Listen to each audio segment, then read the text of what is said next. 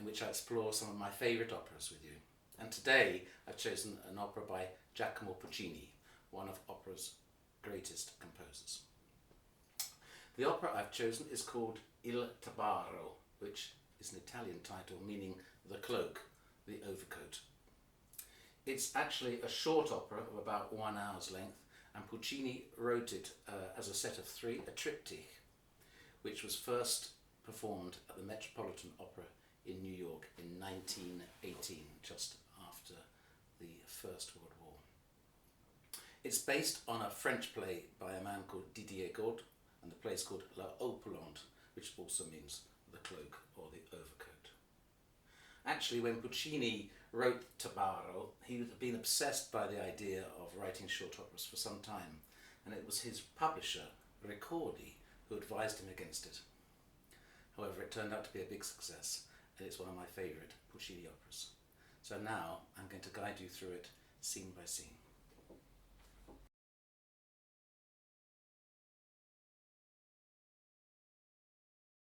So, this opera is set in Paris in 1918, exactly at the end of the First World War, and that's exactly when Puccini wrote it. It's a contemporary setting then, and it's September at sunset.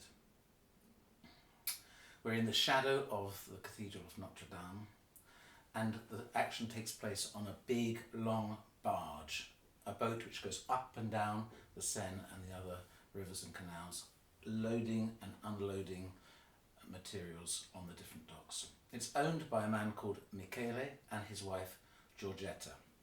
Now, they are both very different people. He is quite silent, smokes a pipe, not much to say for himself. Giorgetta, much more chatty, hates the barge life and hates living on water. This is how the opera starts.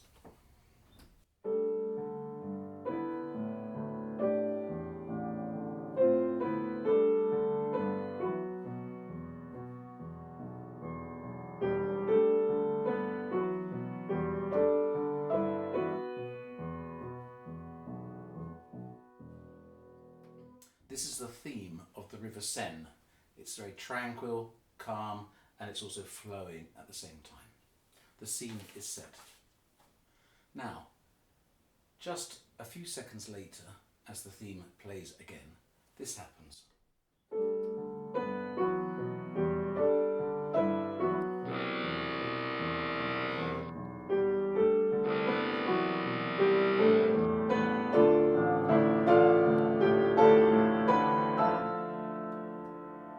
And no, that's not a mistake. Puccini wrote what's called a verismo opera, which means it's all about realism and the moment. And that, as you heard, is the sound of a boat on the I nearly said the River Thames, on the River Seine as evening comes. It's very brutal, completely the opposite of this elegant opening theme, and it's written right in the score when to play this sound and when to stop this sound. So we're already clear we're in a modern world. A few moments later, something else happens.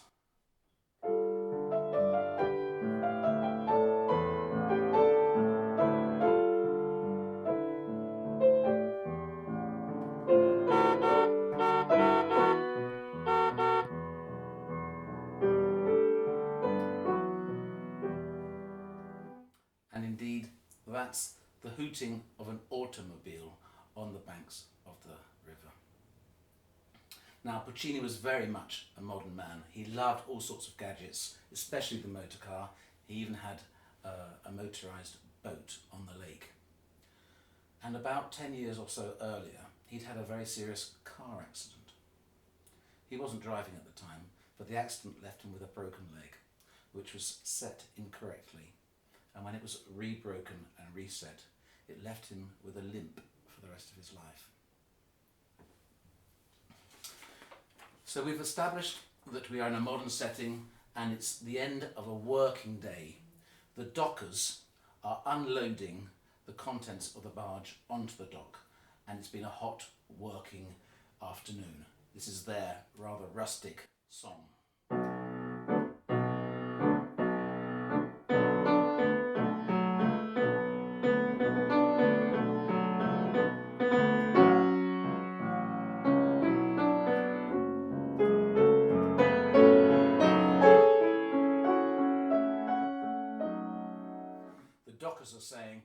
let's get on with the work, finish it off so we can get into the city, have some dinner, some beer, and return to our lovers. But did you hear how halfway through it, the mood changed? Instead of this rather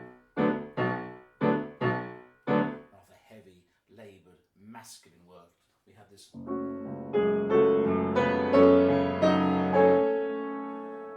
romantic, almost desperate and yearning. And this is the time when Michele says to his wife, "Are you thinking of me? Am I still in your thoughts?" He's desperate. And she replies, "Not really." And immediately we realise there's something up between this couple. She's not sure if he loves him, and he thinks there's something going on. And there's an undercurrent, if I use that word carefully. There's an undercurrent going on of insecurity between them. Michele even says, because he's got his pipe, "Even if my pipe goes out, the fire of my ardour is still burning." There are three main dock workers. There's Tabarro, who we'll talk about in a minute. He's an old guy. And there's Tinker, who's a bit of a heavy drinker. And then the third one we're introduced to is called Luigi. He's much younger, and he sings this rather joyful, youthful song.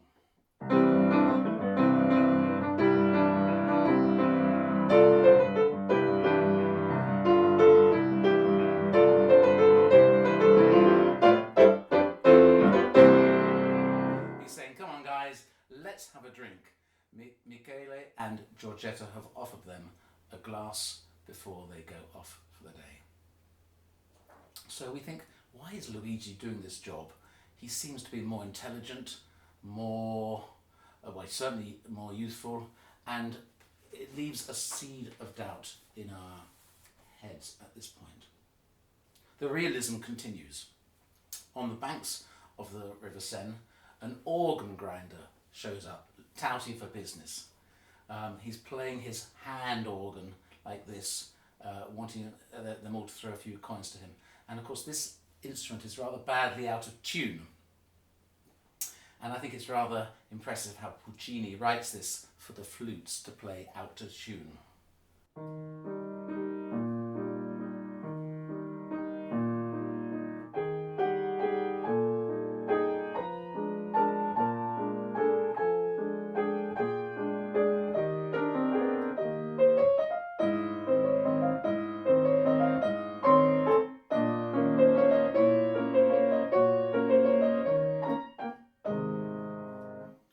Wasn't only my bad playing, that's how it's written, to give a sense of reality.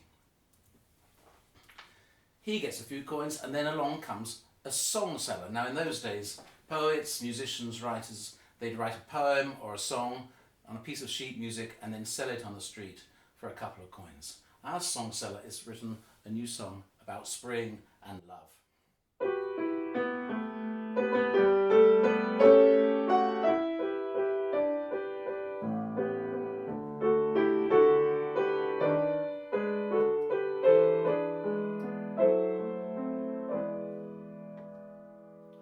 More of him in a minute. This rather happy scene of the organ grinder and the song seller on the quay is contrasted by the rather darker atmosphere on the barge. Of course it's hot and smelly, dusty, but there's this undercurrent of tension between Michele and Giorgetta. And here she says, "Con te non si sa mai chi fa male o fa bene." With you, she says to him, one never knows if we're being good or bad. Giorgetta is always asking him questions like, "Are you okay? What's up? Can I get you anything?" And there's a classic moment here, so I'm going to play for you, when she asks him a question, and this is his reply.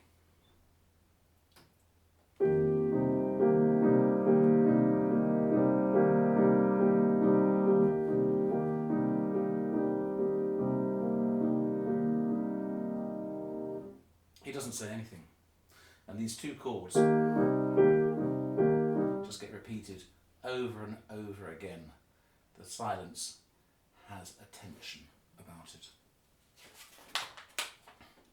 In contrast to our song seller. Listen to this song. In the springtime when lovers come together. It's beautiful.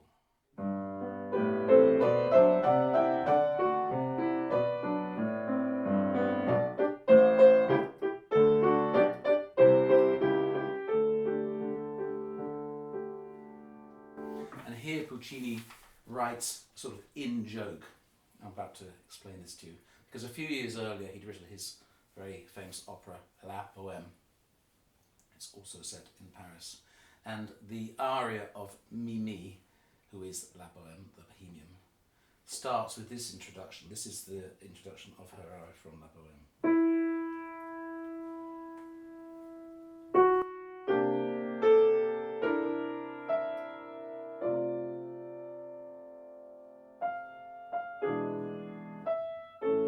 So that scale, here Puccini writes it at the end of the song seller like this.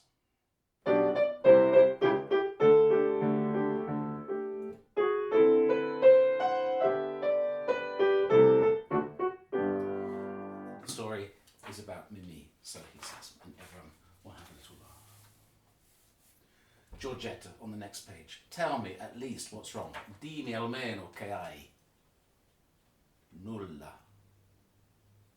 Nulla. Nothing. Nothing's wrong with me, he says again.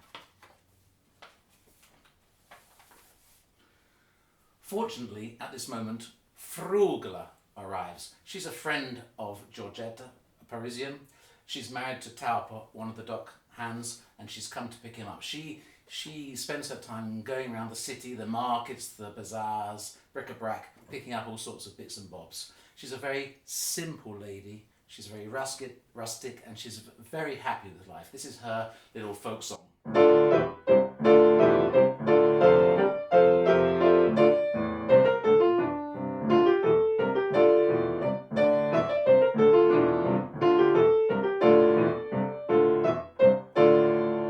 you can see this. It repeats endlessly. Gives it a feeling of simplicity and repetitiveness. She's very chatty, actually. Then she goes on to talk about her cat called Caporale. And Puccini writes these tiny little phrases for two oboes. And it says, imitando il gatto, imitating a cat. You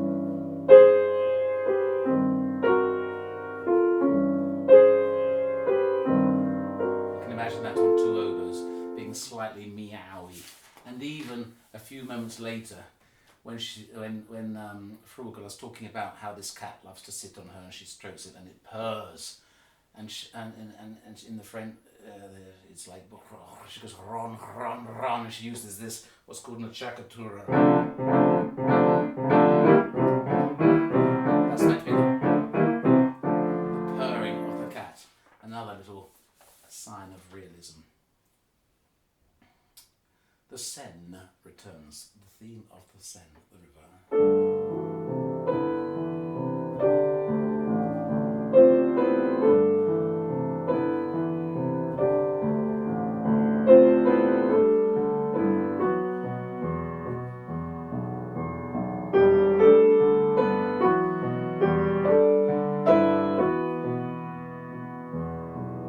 Constant, flowing, eternally.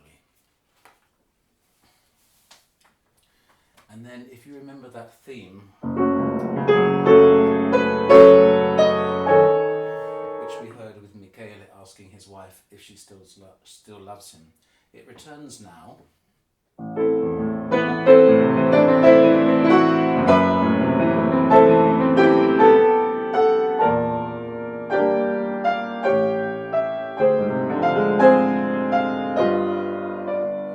But this time it's Luigi. We focus on him for the next few minutes. He says, because now you're going to hear that he's really unhappy with life. He feels under the cosh a bit. Be careful with your work. In order to earn your bread, you have to sweat a lot. And if you look up, mind out for the whip. So, and then we get these very heavy chords.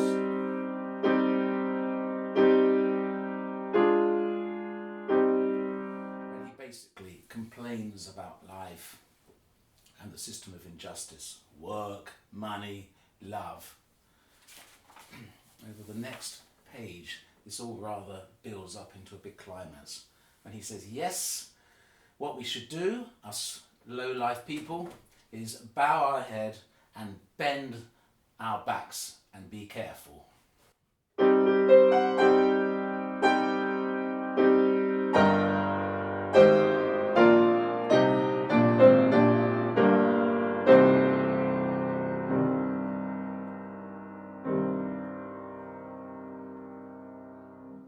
It's clear from Luigi's music that he's very passionate, impulsive, and prone to outbursts of emotion and energy.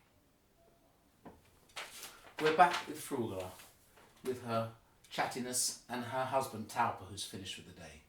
It's their simple dream to have a cottage somewhere in the country, with an orchard, and of course, the cat. Listen to how chatty she is here.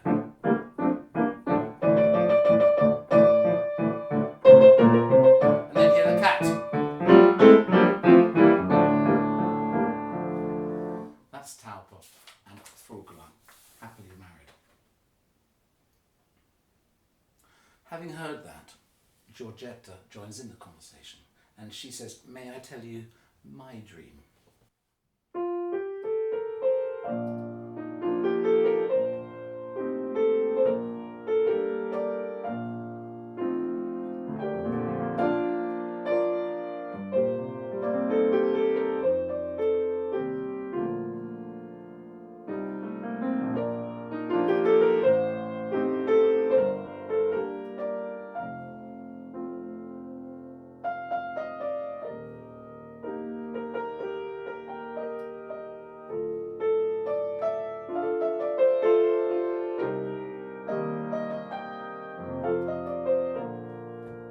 We learn that Giorgetta is a native of Paris and was born in a suburb called Belleville. She longs to return there, to have a normal life off the water, as she says, not to walk on water, to put her foot onto the ground, to have friends, neighbours, share a glass of wine, a chat, a bit of a gossip. As it turns out, Luigi is also from the same neighbourhood. And whilst Frugala and Tauper are trying to get away, they hear how Giorgetta longs to return there.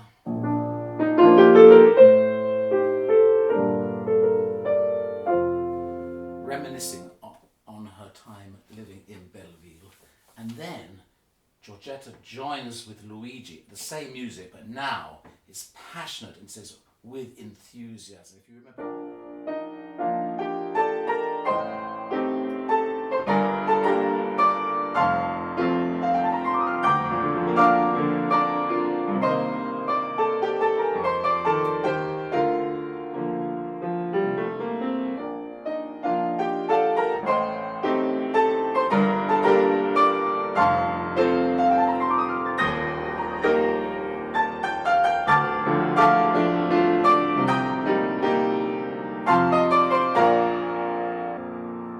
The highlight of the opera for me, an amazing duet, and it's clear to Tauper and Frugala, listening to that these two people are passionately in love, and indeed they are.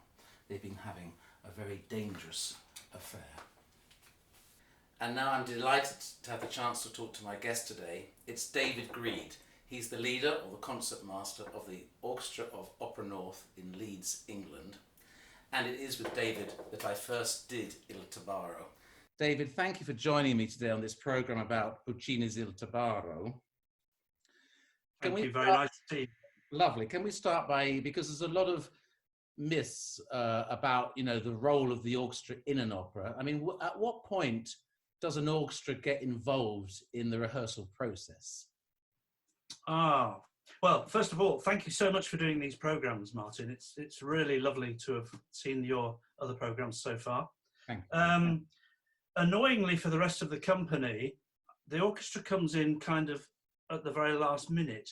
And I think a couple of reasons for that. Obviously, we don't have to learn scores from memory. and we don't have to learn actions on the stage. Yes. So we come in maybe, where the company will have been doing it for like 2 months or something. Yes. We come in about 2 weeks before the first night sometimes, do our quick orchestrals, and then the Sitzproben, as they're called, seating rehearsals with singers. And then we're off into the theatre, and it's quite a quick process for us, to be honest. So it's a sharp learning curve when it's a new opera, is it? When it's a new opera, yeah, for sure. And that's all about a very efficient sort of collaboration with maybe a new conductor as well as a new piece. Yes. But we do, it's given that most of my colleagues have the craft of performing opera in their blood. It's, we're fairly quick learners, I would say. Yes. So you as the concert master, I mean, do you have a special relationship with conductors? Do you try and meet them before the first of these rehearsals? Yeah, definitely. Yeah. I do.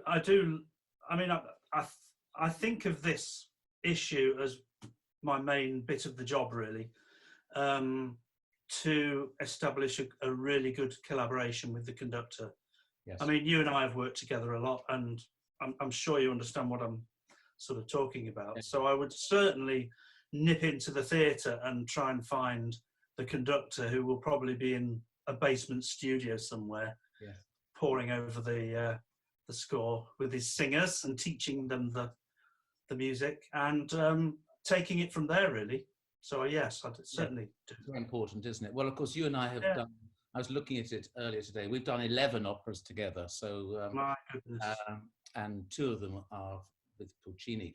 And talking of Puccini, I mean, I remember doing this opera with you, Il Tabarro. Is it, as a violinist now, is his music lovely to play, or awkward, or how would you say? Bit of both. Yes. Mostly glorious to play. Yes. Particularly if you think of things, not necessarily Tabarro, but Madame Butterfly, which we did together many years back. I mean, there are some glorious tunes to play for the first violin section, and actually not just the first violin section. Yes. But then if you delve into La Bohème and Tosca, yes, you get these, you suddenly will stumble over these appallingly difficult passages. Yes, yes. That come, they come at you when you least expect it. And then, so you have to really learn those bits well, and then you're off into another glorious kind of landscape of melodies. So it's a mixture. Yes. I mean, I was saying earlier in the program that for me, Tabarro is quite cinematic, if you know what I mean. It's very flowing, but as you've just pointed out, it can switch music and switch atmosphere in the space of a few seconds, can't it? So you have to be completely on your guard, don't you, for that? Well, yeah, you do. I was thinking about this before we came on, and just trying to describe Puccini's kind of through writing. Yes. As something that really cranks up the action and the tension, and then suddenly you'll get these set pieces like the Te Deum in Tosca but Madame Butterfly's One Fine Day aria, where you breathe, and you listen to this glorious. I suppose it's an aria. Of course, it's an aria, but then it's like the action stops, but then you're off again, and he really does crank up the tension when he's writing his opera music. Now you, David, as the first violinist in the orchestra, we both know from all our experience of Puccini that there's often little solos for the violin with perhaps a soprano or any other singer. I mean, how do you approach that? Do you have a little chat with him or her? Because it's got to be very delicately arranged, hasn't it? You're right down in the pit, and she or he could be unseen several meters away. Is that right? Well, that's absolutely right. And my reckoning is that whereas I can hear, let's take the end of Act 1 of Butterfly, where I have a duet with her, I reckon that there's no way she can hear me when she's singing, but I can hear everything she does. Right. So I as simply as this is that I would just be the secondary voice and make sure I'm absolutely doing. I wouldn't go so far as to say stopping the sound whenever she breathes, for instance, but just absolutely complimenting the singer. It's got to be that way, I think. And of course, you've been the concertmaster for 30, 40 years or something. So you will have played a lot of the Puccini many times. So how is it when you've learned something, let's say one way or your way or whatever, and then another singer or another conductor comes along 5, 10 years later? Is it quite shocking, or do you find that process quite interesting? Oh, I think absolutely fascinating. Yeah. I think it's what live music's all about, really. I mean, sure, we could play La Bohème this way, Yes. and play it very well, probably. But Yes. but to have a new director, as in music director, Yes. bringing something new, I think I'm sure all orchestras are the same, but we are all ready for a bit of change. Yes. And that's what that's what it's all about, really. I think, isn't it? That's very refreshing. And can you remember? I'm trying to think myself, but you will remember better than me. Did you have any hilarious moments, like when your string broke, or you couldn't find the music, and any little dramas have happened? Well, there was this one time, and it was actually in a concert. We were on a very wobbly stage, and my dear partner Peter and we completely lost our place because the stage was wobbling so much that we could not actually follow the music, and eventually we had absolutely no idea where we were. We could have been on the wrong page for all we knew, and it took us quite a long time to find the place again, which is not necessarily always very funny, but no, we carried it off quite well in the end. But actually, you've just reminded me of a story. When you were playing a concert, I wasn't conducting, I was in the audience, and it was the overture. I won't say the name of the conductor. She came on stage and you all stood up, and I remember she turned around and started, and you were still standing up. It was a chaos. But maybe you don't remember. Maybe that's a good thing. I don't specifically remember that, but I'll remind you about it when we finish this interview. Yeah, I don't know. Maybe I'm just barking mad, but I think humour is incredibly important. Yes. Especially in a serious and tense situation. Sometimes you can, and I have, got it terribly wrong when there's just no space for a joke or a flippant remark. But mostly, I think another part of my job, as I see it, is to try and create a working atmosphere that is really healthy and positive. And I do think to get too serious all the time about stuff can be a bit counterproductive. Yes. So the orchestra really, if I may finish off with you, it's like the unseen force of energy. That's the way I see it. Do you understand what I mean? Unseen. Something else I was thinking about. Yes. Yeah, I think there are a couple of psychological problems of playing in an opera pit. Yes. One of those is acoustics, and another is not being seen. Yes. And we want to perform to our audience, but we can't even see them. And we know this because we do concerts on stage as well, and we're on the concert platform, and so. But I know a lot of people who are Opera North's regular audience, especially on the front rows of the stalls, and almost to a person they will say, "Well, we've come here to listen to the music. Don't really mind about the production." And I'm thinking, well. Yes. That is maybe an unbalanced opinion, but it just reminds you that the orchestra in opera is just so important. Yes. Yeah. Well, that's just marvellous. I mean, it's lovely to chat to you. I remember Il Tabarro with you, and it was one of my favourite experiences. Thank you. Yeah, thank you so much.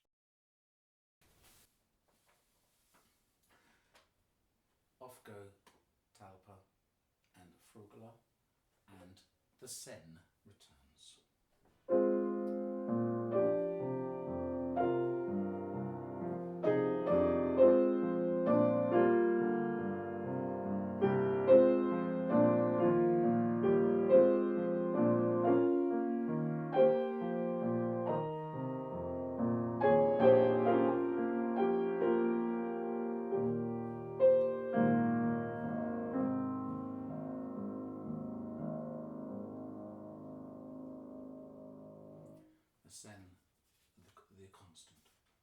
That's joined with two lovers singing on the banks about the future together, just la la la la la, beautiful and quiet, and it transforms into a new piece of music.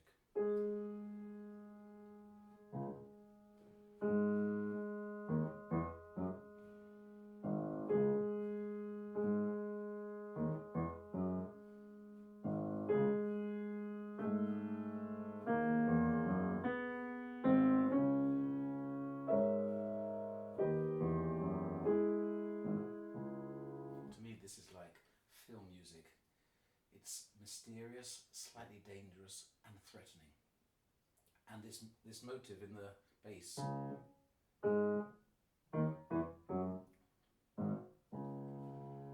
is going to become associated with danger.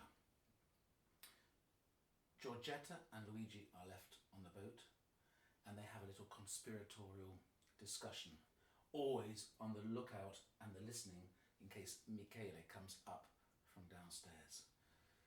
Be careful, she says, in case he comes to disturb us. Luigi, if you remember, prone to outbursts, has an amazingly quick outburst, which is actually rather dangerous.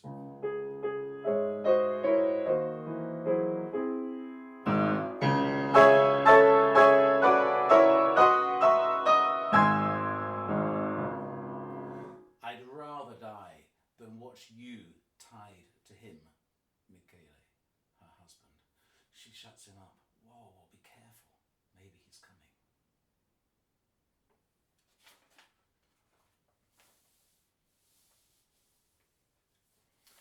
Michele does come up and finds the two together, but they're acting as normally as possible. At this point, Luigi says to Michele, you know, when we leave Paris and go down river to Rouen, please take me that far and then I'm going to get off the boat and stop working for you. Michele agrees. He's perfectly happy with that. He'll find someone else to do the work. However, when Michele goes, Giorgetta says, but why do you do that? Aren't we better together? At which point Luigi says, I can't bear to see you two together when it should be us together. And they sing about their forbidden love.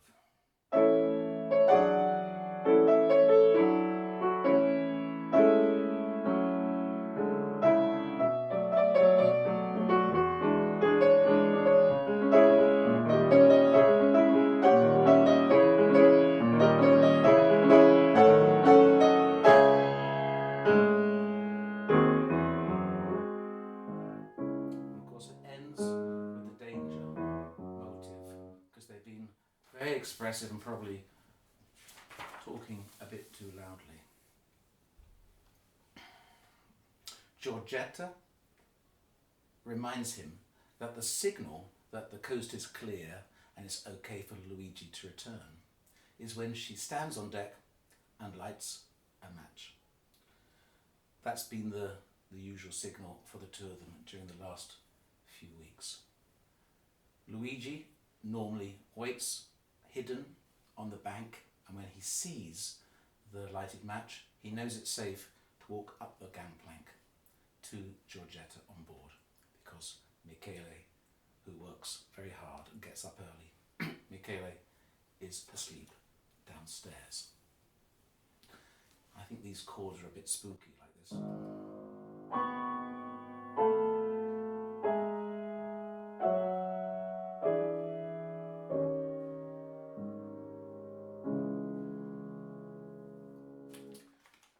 Very atmospheric. And then, before he leaves, another outburst from him.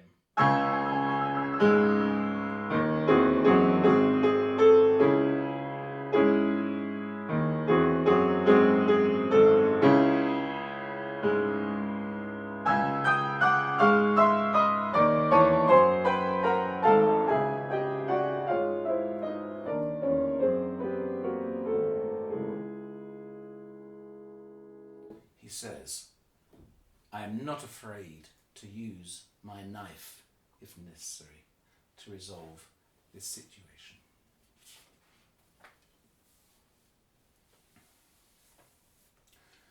The next scene, Giorgetta on deck, Michele comes up. It's classed as a duet, but it's not the duet in the normal operatic sense in which people are singing together. Here they're very much singing opposite each other, and it doesn't start very well. Giorgetta says, "Come difficile esser felice." How it is difficult to be happy. Not the greatest start for any duet, you'd say. The music gives that idea too, because they are married and they are still in some ways in love and connected, but with their differences. You get the beautiful melody of the cellos.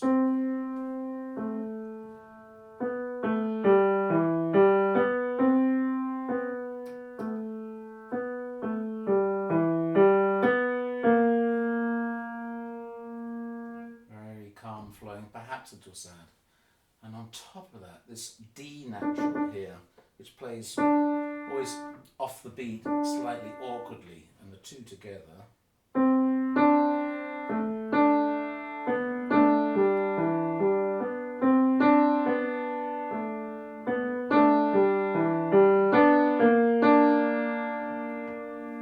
And it goes on, that same D.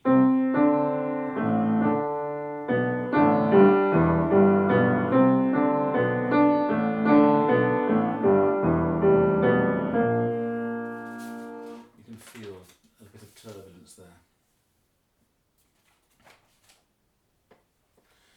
Perché non m'ami più? Asks Michele. Why don't you love me anymore? And hear his sad question, really, isn't it?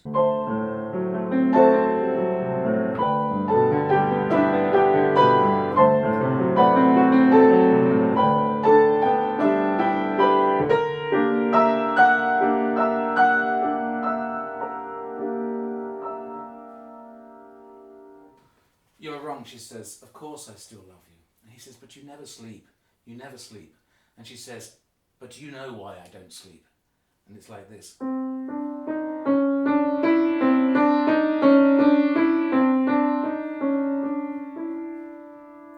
almost hear the boat lurching. And then he tries again. We used to be so happy.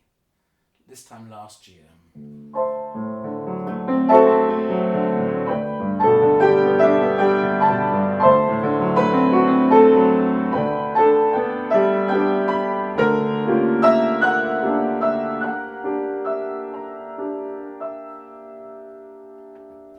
And then the bombshell, because he says, we used to be so happy, the three of us, last year in this boat, the three of us. And we learn that Michele and Giorgetta had a little child, a baby, a son, who died on the boat. Of course, things become clearer as to why they are in their separate worlds, rather unhappy now. Michele says, you remember, I used to hold you, both of you, in my cloak, nel tabarro, come in una carezza, as if in an embrace. And it's the first time we hear the word tabarro, and it's the first time we hear the tabarro theme.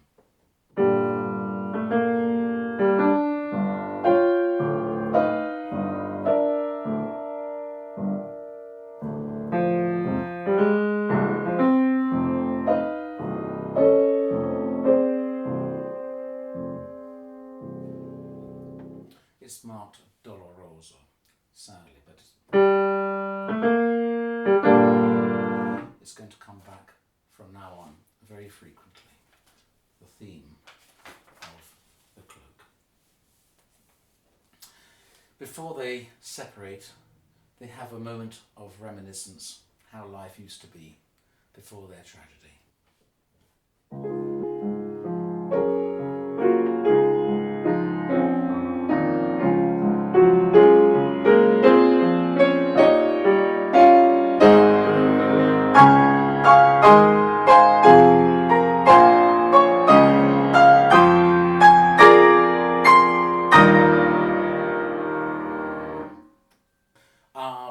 so happy, he says. And she says, please, don't say any more. Don't remind me. Giorgetta says she's going to go downstairs to sleep. Of course, we know that that's not the truth. She's going downstairs to encourage Michele also to go downstairs to sleep. And when he is asleep, she will come upstairs, light the match, the signal for Luigi to return to the boat. We hear the clock in the distance telling us that it's late. In fact, it's 9 o'clock. The music is very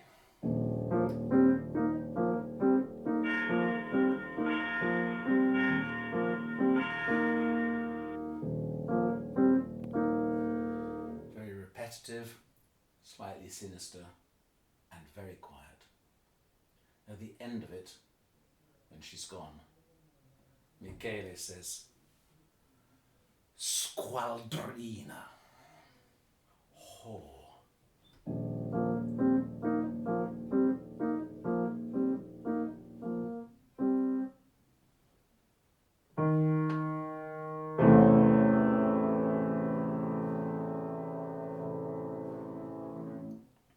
Wow. At that moment, we know he knows. But he doesn't know who. In the distance, a bugle is sounding the end of the day from the barracks.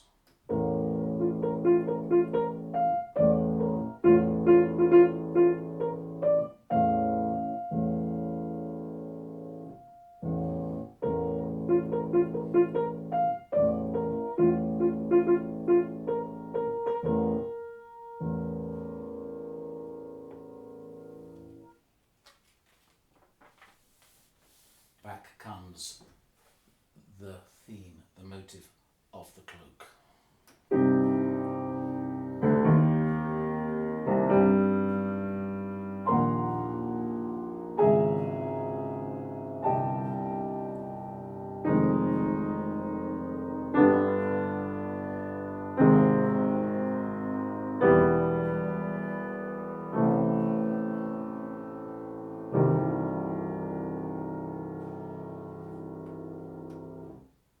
Nulla, nulla, he says. È là. There's nothing, it's just silence. She's there, but I know she's not sleeping.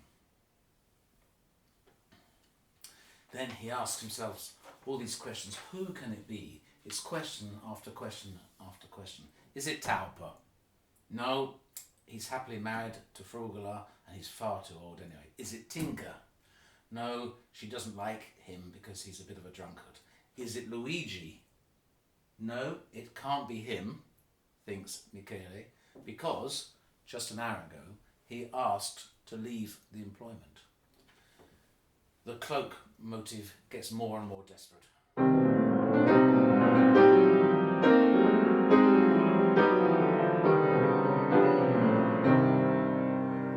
He just cannot imagine who it can be. He thinks for a moment and then decides to light his pipe with a match. Now, of course, this is also the sign for Luigi, thinking that it's Giorgetta who has lit the match. And the cloak motive here takes on a new character.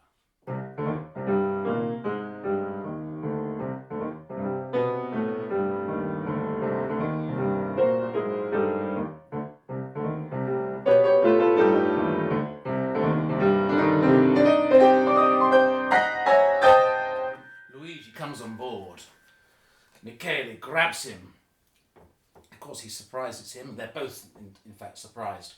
Tell me, you love her, don't you? No, that's not the reason I'm here at all. Tell me. And then, of course, the classic trick. If you tell me you love her, I'll let you go. Si, l'amo.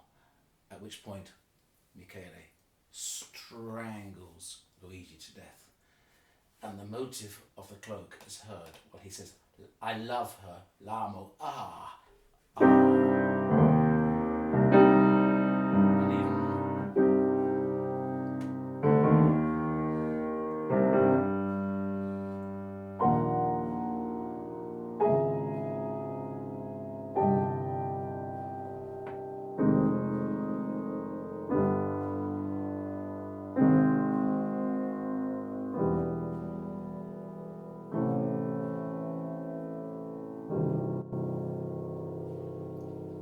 And just these rather slow chords descending. Giorgetta has heard something upstairs and she comes up on deck, of course pretending to have been asleep. Anything wrong? She says, at which point the theme, the danger theme, remember this?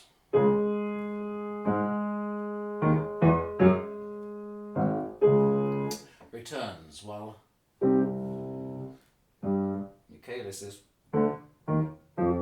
nothing, everything's fine, don't worry.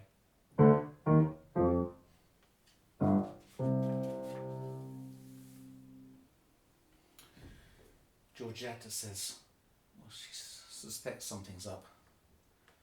This very important line. Tutti quanti portiamo un tabarro che asconde qualche volta una gioia, qualche volta un dolore. Each one of us carries un tabarro, a cloak, which hides something which is sometimes happy, sometimes sad.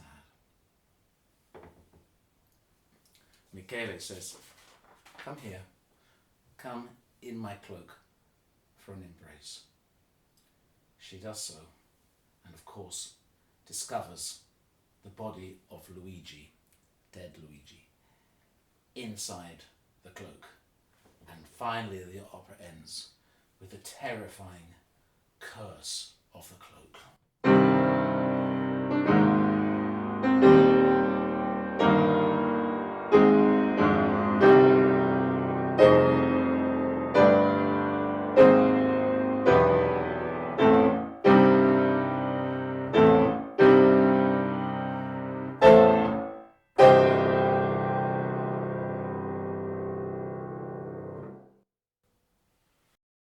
And so ends Il Tabarro by Puccini.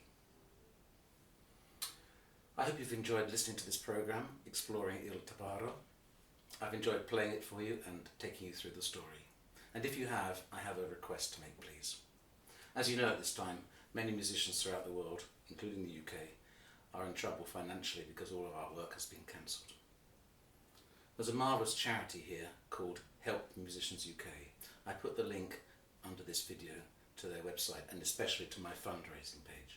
So if you could possibly make a donation as big as possible is what I would ask. I would be most grateful, and so would they. And finally, just a quick thanks to Joanna and Lorraine, without whom I couldn't do this. See you next time.